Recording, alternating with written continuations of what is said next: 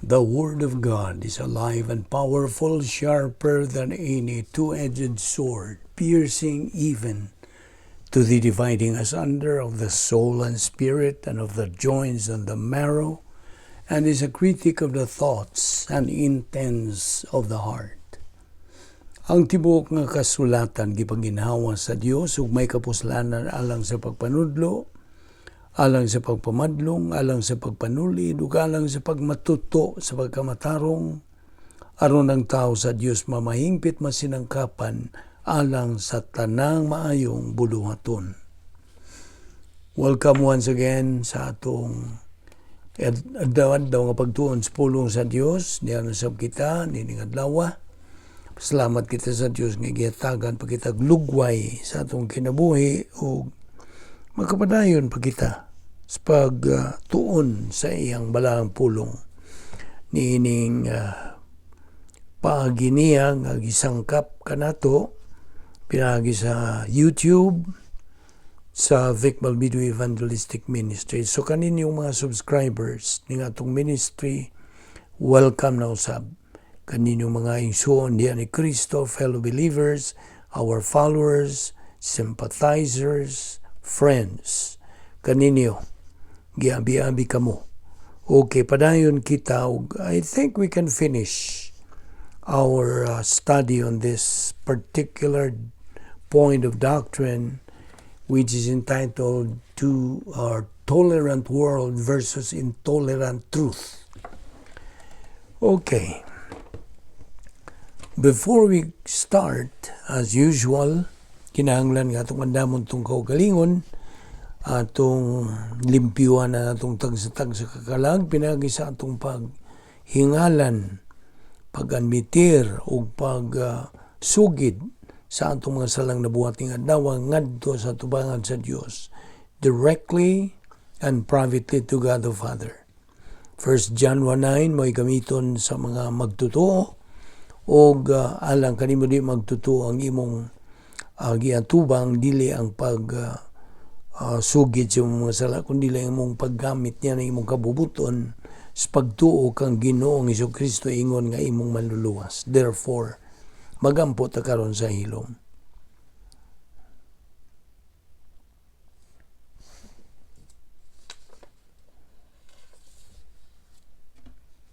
Heavenly Father, we are here once again because we love the Word, because we are members of the royal family of God through our faith in your Son, the Lord Jesus Christ. Because from eternity past, our life has had meaning and purpose and definition.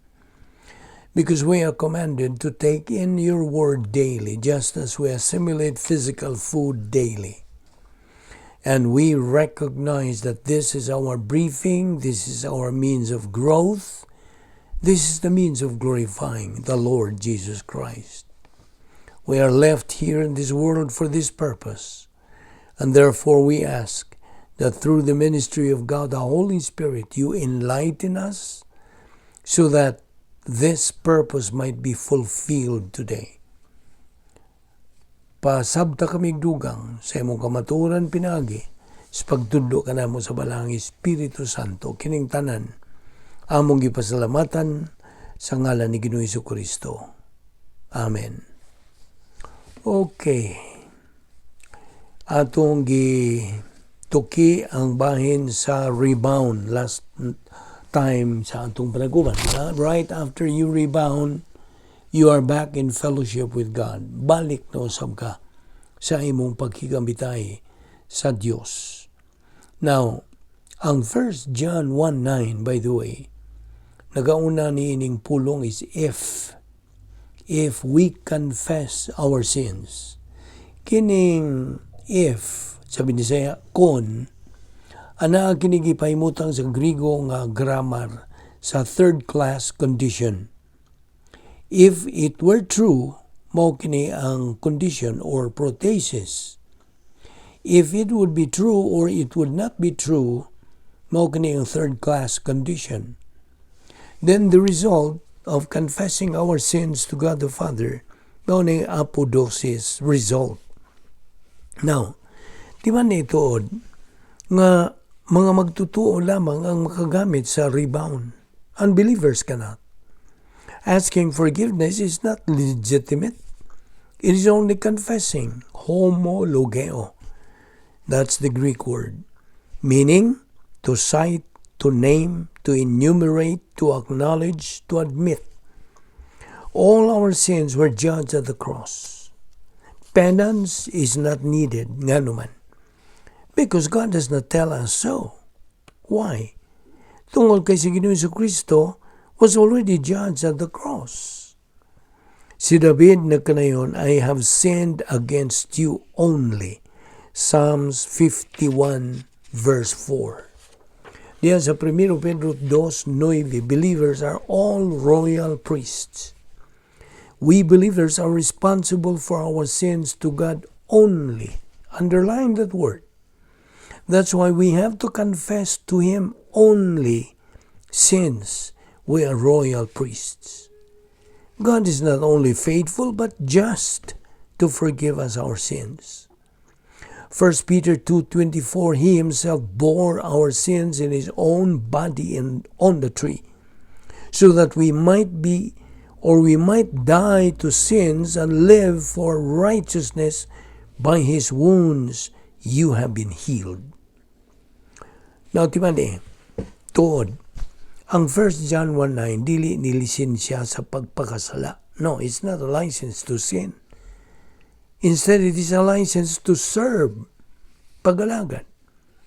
You see, sa diya nga si Ginoong Jesucristo hukman dito sa cross because of our sins, ang hustisya sa Diyos natagbaw.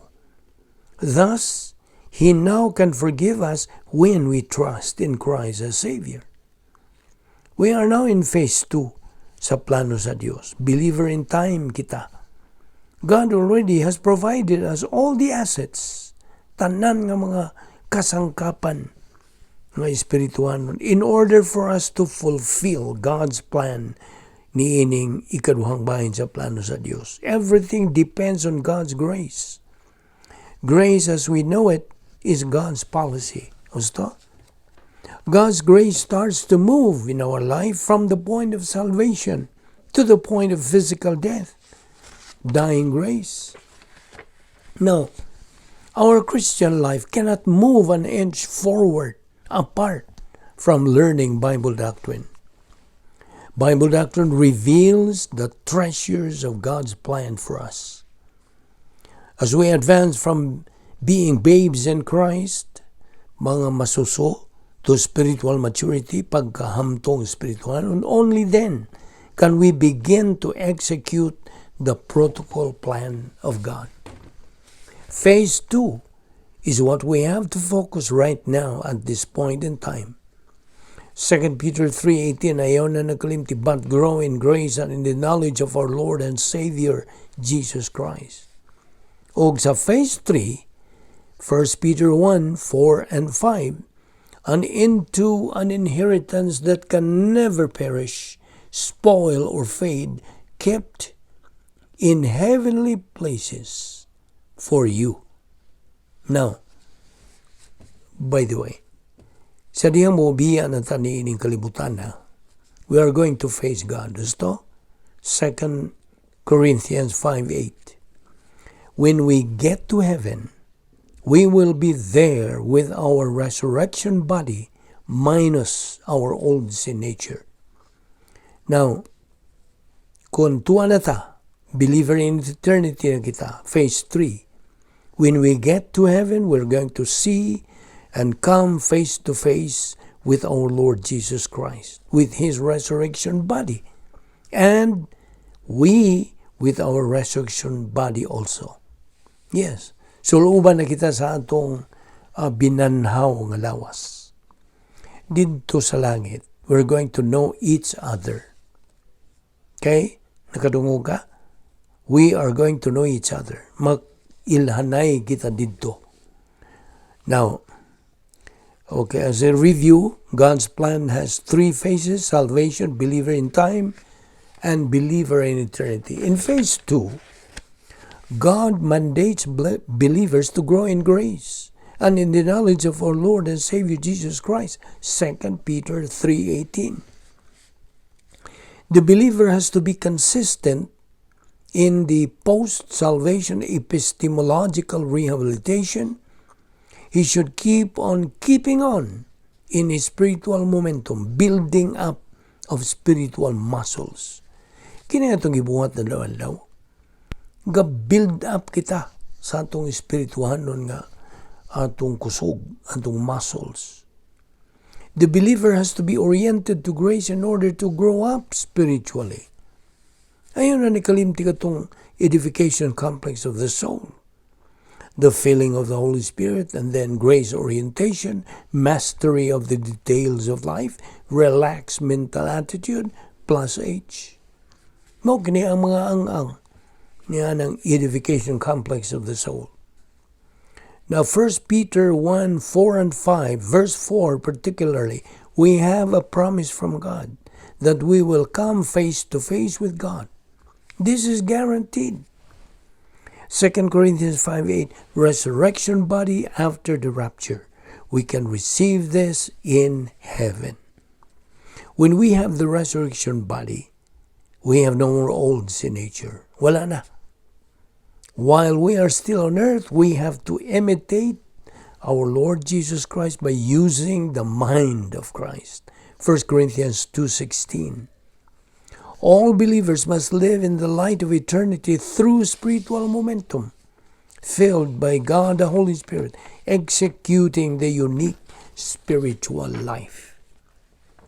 Now, of course, alam ka natin mga magtotoo, kanatong tanang mga magtotoo, karnal ba o spiritual ba, eternity is guaranteed to all believers. But question, why is it that there are so many believers who are afraid to die? Manigingon og fear of the unknown. Tubag, why alamag sa kamaturan? Napakanila ka nang gitawag og preconceived notions. Og ang ikatulo, they have wrong priorities in life. No, kini. Tulo ka mga major o naguna nga mga hinungdan. Ngano nga ang mga magtotoo napay kahadlok mamatay. No knowledge of truth, preconceived notions, wrong priorities in life. Now, ang plano sa Diyos sa atong kinabuhi has been prepared in eternity past by God Himself. Eternity cannot be described by human words, rawa. Dili na nato matugkad. In fact, it is beyond human description and expectation. Our heavenly place is described as mansions. Nakana sa Juan 14:2. In my Father's house are many mansions. If it were not so, I would have told you. Romans 8:1, there is no more condemnation to all believers. Wala na. Inumdumi, ang tanang mga magtutuo are in union with Christ. And that is eternal relationship. Wa na kanay pagkatangtang, dili na kanay mawagtang, hangtod na kanay sa kahangturan. Ephesians 2:8 and 9, popular kayong bersikulo, we have been saved by grace through faith, that not of yourselves, it's a gift of God, not of works, lest anyone should boast. Titus 3:5, not of works of righteousness which we have done. Now, human tuod sa rapture, mubanos dayon ang judgment seat of Christ. Kining judgment seat of Christ is the evaluation time. Himuan ta og pagtasal. Mao man binisaya, no? Evaluation is pagtasal. Remember what's going to be evaluated. Unsa man? Ang atong mga binuhatan, whether human or divine good ang atong nabuhat, they are going to be evaluated. So, 1 Corinthians 3:11, for no one can lay any foundation other than the one already laid, which is Jesus Christ. Ang foundation, ang tukuranan mo sa Ginoong Jesucristo. Our works will be manifested, evaluated, tested by fire. 1 Corinthians 3:13. 1 Corinthians 3:12, unsa? If your works are human good, wood, hay, and stubble kana, kugon, kahoy, o dagami. They are combustible, malsunog kana, maugdaw kana. So, unsa may gantihan sa Diyos? Wala. But if your works are divine good, this compared to gold, silver, precious stones, they are non-combustible. Dili kini masunog. Ug kana ka magpabilin man, mawala ka na gantihan sa Dios. Ug tuwa pag yo'y escrow blessings, Ephesians 1:3, God has prepared spiritual blessings for us in heavenly places. Now, if we walk paggawi sa atong kinabuhi on earth through epistemological rehabilitation, we receive our escrow blessings. Kay didto sa langit, doon na kita ay museum of heaven. O kung ikaw nakabuhat lamang mga tawhanon ng mga maayong binuhatan, then you have a memorial of lost opportunity. God has given us all the opportunities to be winners, nikao, conquerors in life and in the life hereafter. So, di man nga ang plano sa Diyos, may atong giatubang.